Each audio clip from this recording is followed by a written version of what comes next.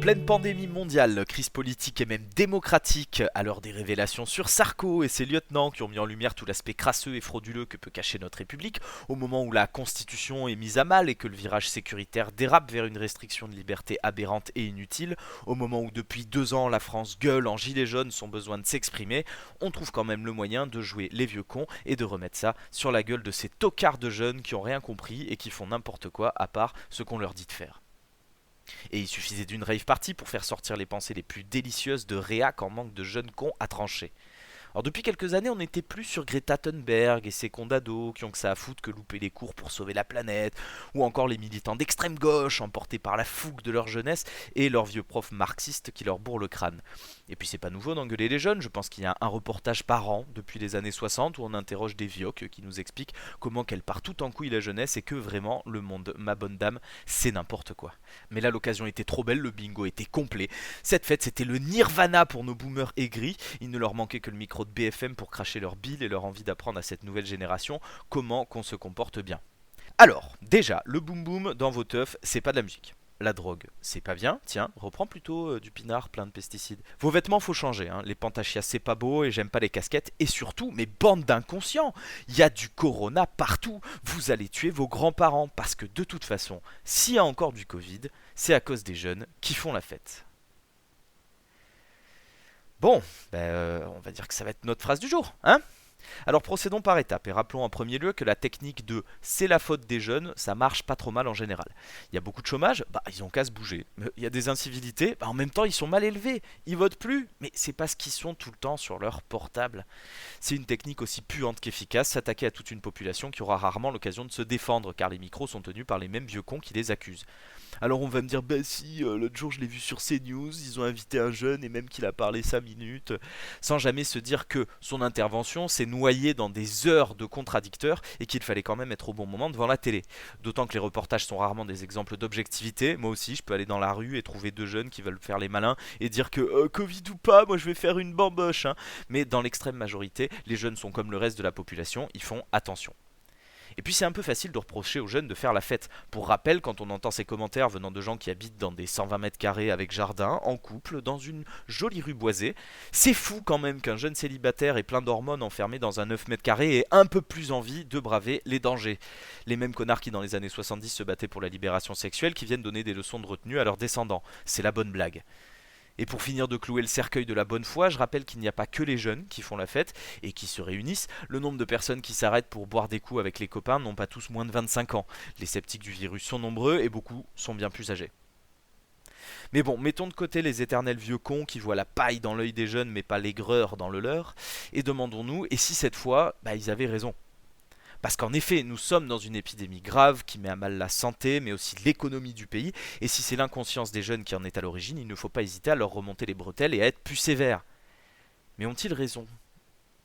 La réponse est non. Je ne vais pas vous dire qu'il n'y a aucune contamination qui s'est faite dans le baiser plein de vodka Red Bull de deux ados. Bien sûr qu'il y en a des clusters chez les jeunes, mais ils sont loin de tenir la palme.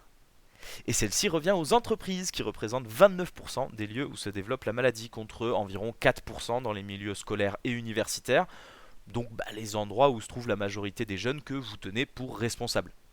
Et il suffisait de deux chiffres pour comprendre. Et puis le raisonnement ne se fait pas qu'en pourcentage mais simplement par bon sens. Regardez, on va se mettre à l'échelle d'une semaine. D'un côté sur le banc des accusés, les jeunes fêtards. Alors, mis à part la rave de 2000 personnes pour le nouvel an, le reste des soirées entre jeunes qu'on accuse depuis des mois sont composées d'une quinzaine de têtes blondes, réunies un samedi soir. Les gestes barrières sont pas toujours respectés, ça se bécote, ça se tripote et ça picole, mais comme la plupart font leurs cours en distanciel ou n'ont pas de travail puisque le chômage touche 25% d'entre eux, les risques qu'ils soient porteurs sont réduits. Et ils ne risquent pas de contaminer papier et mamie, au contraire, hein, ils vont se vanter d'avoir vu du monde pour échapper à la visite hebdomadaire chez les anciens. Alors que de l'autre côté, sur le banc des accusateurs, on trouve des gens qui se jettent dans des clusters, non pas une fois de temps en temps un samedi soir, mais 5 jours sur 7, et dont je vais vous faire une petite liste pour appuyer mon propos. Déjà, numéro 1, les transports en commun. Entasser des gens dans des espaces clos où ils malaxent des barres pleines de microbes pour ne pas tomber, tripotent des rampes d'escalator et peuvent sentir le petit déj de leurs camarades de wagon, même au travers du masque. Pour 5 jours de travail, en comptant l'aller-retour dans ces transports, ça vous fait 10 clusters potentiels par semaine. Et multiplié par 2 pour ceux qui rentrent déjeuner chez eux. Numéro 2, le taf, tout simplement. Difficile de juger dans son ensemble toute l'activité professionnelle d'un pays, mais beaucoup de travailleurs sont repartis au charbon en sachant que les conditions sanitaires ne seraient pas toujours respectées. Les collègues qui n'ont pas toujours le masque sur le nez, j'ai eu quelques échos de gens qui ne le portent qu'en présence de clients ou de personnes extérieures à l'entreprise. On tripote les mêmes stylos, la même machine à café, on mange dans le même réfectoire, mais aussi il y a les pièces mal aérées, le manque de personnel dans le nettoyage pour la désinfection des ateliers et bureaux, etc. Et puis vient la sphère publique, en première ligne les médecins et personnels d'hôpitaux, mais aussi la police qui contrôle des attestations ou verbalise sous le couvre-feu, les postiers, les administratifs en tout genre qui manipulent de la paperasse qui passe de main en main, et bien sûr les profs et autres personnes qui bossent dans le scolaire dans des bâtiments trop petits et des classes trop remplies. Ce qui nous conduit à notre numéro 3, les écoles. Probablement le sujet que je connais le mieux pour y travailler en ce moment et où les règles sanitaires sont très difficiles à appliquer. Pourquoi? Déjà parce qu'on parle d'enfants à qui l'on demande de respecter des règles strictes alors qu'ils sont soit très jeunes et donc peu capables de comprendre le problème, ou en pleine crise d'ado, donc dans une phase de leur vie de rejet de l'autorité. On en trouve donc plein avec le masque en dessous du nez, qui oublie de se laver les mains, qui se chamaillent, qui se draguent et qui se postillonnent dessus avec leur appareil dentaire, sans jamais oublier de s'entasser comme un troupeau pour être le premier à rentrer dans le self. Mais le problème des écoles vient également des budgets qui stagnent alors que les élèves se multiplient depuis des décennies, conduisant à un manque d'effectifs. Dans mon cas, environ 5 surveillants par jour et une infirmière pour une semaine, tout ça pour 1200 élèves. Des selfs trop petits, des lieux mal ou pas aérés, ou comme je le disais plus tôt, des salles de classe prévues pour 20 élèves où ils sont 35. Vous comprenez que faire appliquer les règles dans ces conditions, c'est pas la joie.